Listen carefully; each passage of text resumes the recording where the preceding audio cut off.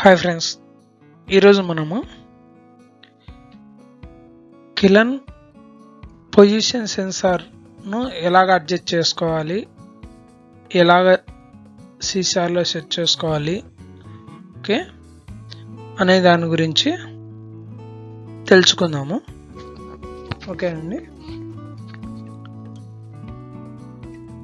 ఇప్పుడు మనకు అల్ట్రాసోనిక్ సెన్సార్ను ఈ విధంగా టైర్కు సర్ఫేస్ రేస్ పడేట్టుగా పెట్టేసుకోవాలి. అంటే మనకు టైర్ రొటేట్ అవుతుంది కదా, సర్ఫేస్ క్లియర్గా ఉండి దానికి ఏవి అంటే అడ్డం రాకోకుండా, అంటే మనము అల్ట్రాసోనిక్ రేస్ వస్తుంటాయి కదా, దానికి అడ్డు లేకోకుండా సర్ఫేస్ క్లియర్గా ఉండేట్టుగా టైర్కు సెట్ చేసుకోవాలి. ఓకేనా, దాని రేంజు మీకు -150 to +150 ఉందనుకోండి. ఉదాహరణకు రేంజ్ ఉంటాయి, మనకు తగ్గట్టు మనకు ఎక్కువ ఉండదు కాబట్టి మనకు కిలన్ పొజిషన్ +or-50 అంతకన్నా రాదు.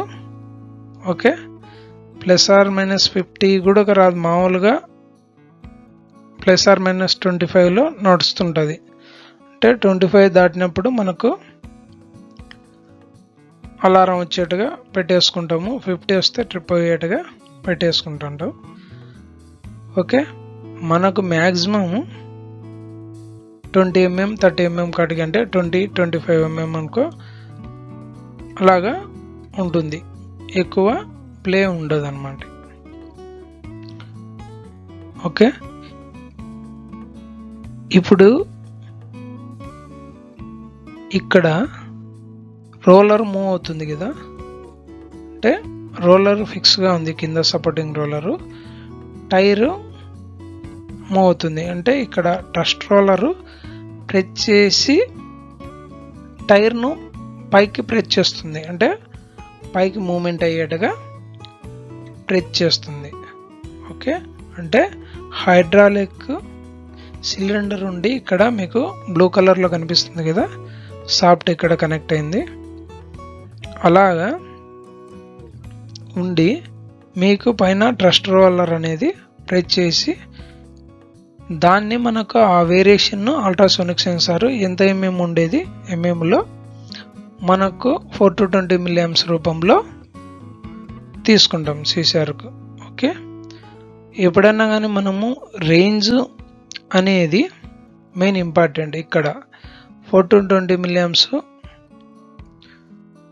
వెళ్తుంది కదా, మనకి ఇక్కడ -150 ఉన్నప్పుడు రైట్ సైడ్ చూడండి, అక్కడ రైట్ సైడ్లో మనకు -150 mm ఉన్నప్పుడు 4 mA, 0లో ఉన్నప్పుడు 12 mA, ప్లస్లో ఉన్నప్పుడు 150 mA,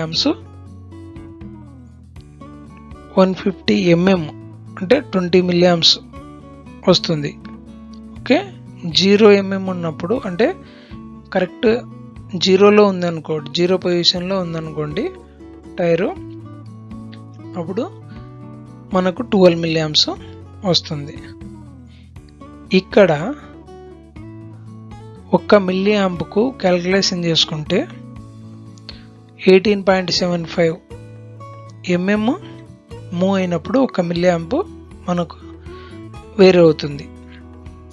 ఓకే, ఇప్పుడు ఉదాహరణకు +18.75 ఉంది అనుకోండి, మనకు 0 mmలో 12 mA వస్తుంది, ప్లస్లోకి వెళ్ళింది, అప్పుడు అంటే 18.75 అంటే 1 mA అనుకున్నాం కదా, 18.75కు ప్లస్లోకి వెళ్ళింది కాబట్టి 12 + 13 mA వస్తుంది.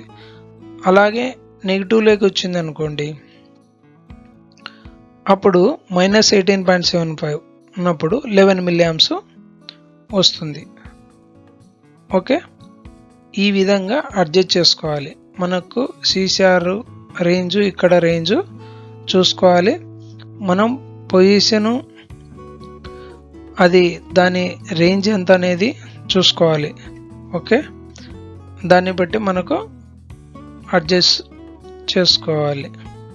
ఓకే, ఇప్పుడు మనకు నెక్స్ట్ అడిషనల్గా పెట్టాలనుకున్నాం అనుకోండి, బల్బ్ సెన్సార్ కానీ ఎల్విడిటీ కానీ.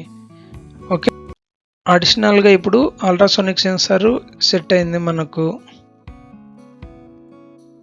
మెయిన్ అల్ట్రాసోనిక్ సెన్సార్ అయినా ఇదైనా అల్ట్రాసోనిక్ సెన్సార్కు అల్ట్రాసోనిక్ రేస్ పడే సర్ఫేస్ క్లియర్గా ఉండాలి. మెయిన్ అది క్లియర్గా లేదంటే పొజిషన్ మనకు డిఫరెంట్ ఉంటుంది. ప్లస్ ఆ వేరియేషన్ ఎక్కువ ఉన్నా కూడా, అంటే టైర్ సర్ఫేస్ ఉన్నా కూడా రో అంతా ట్యాపర్ ఉంది అనుకోండి, టైరు వేరియేషన్ కంపల్సరీ ఉంటుంది. అంటే టైరు ఫినిషింగ్ కరెక్ట్ లేకుంటే. ఓకే, అక్కడ గ్రీజు అందు పలుకులు కట్టేసి మనం స్ప్రే చేస్తుంటారు కదా మెకానికల్ వాళ్ళు, దానివల్ల ఉంటే అల్ట్రాసోనిక్ సెన్సార్ పనిచేయదు. ఓకే, మెయిన్ సర్ఫేస్ క్లియర్గా చూసుకోవాలి.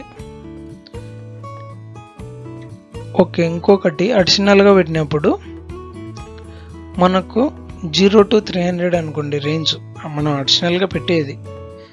ఎంతైనా తీసుకోవచ్చు, 0 to 100 అయినా పెట్టవచ్చు.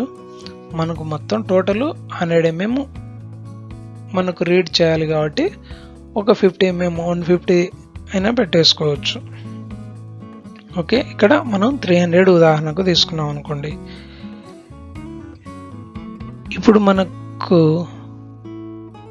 టైర్ మూవ్ అవుతుంది, ట్రస్ట్ రోలర్ మూవ్ అవుతుంది. ట్రస్ట్ రోలర్కు మనం సపోర్టింగ్ తీసుకున్నాం, అంటే ట్రస్ట్ రోలర్ సిలిండర్కు ఒకటి సపోర్ట్ తీసుకొని దానికి మ్యాగ్నెట్ ఉండి బల్బ్ సెన్సార్ అనుకోండి ఉదాహరణకు పెట్టేసి మనం సెండ్ చేస్తున్నాం. సెన్సార్కు మ్యాగ్నెట్ కనెక్ట్ అయినప్పుడు ఆ మూవింగ్ పాయింట్కు ఇది ఫిక్స్డ్ ఉంటుంది.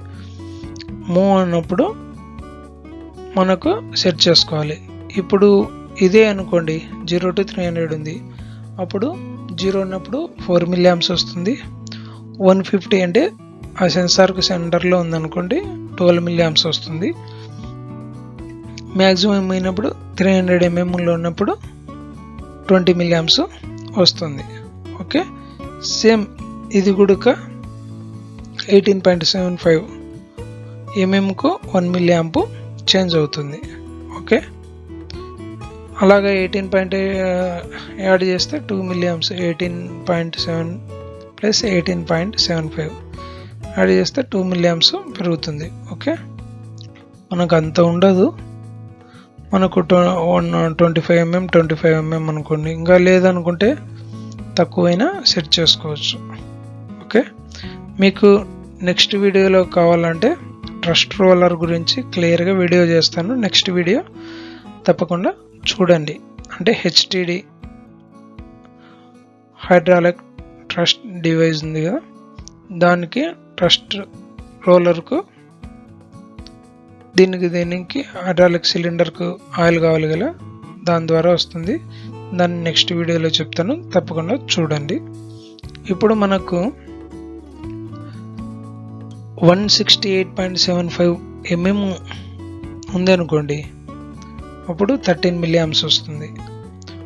131.25 వచ్చినప్పుడు అంటే తగ్గినప్పుడు 11 mA వస్తుంది 0 to 300 అంటే. ఓకే, దాన్ని మనం ఎలా సెట్ చేసుకోవాలి?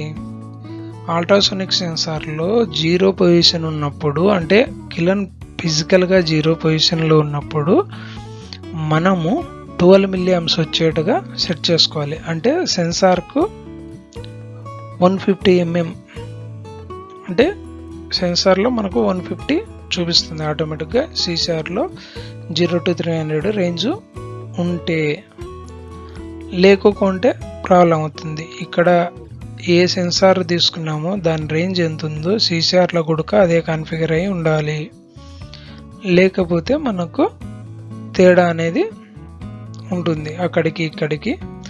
ఇంకొకటి పాజిటివ్ నెగిటివ్ కూడా కరెక్ట్ సెట్ చేసుకోవాలి సీసార్లో. ఇప్పుడు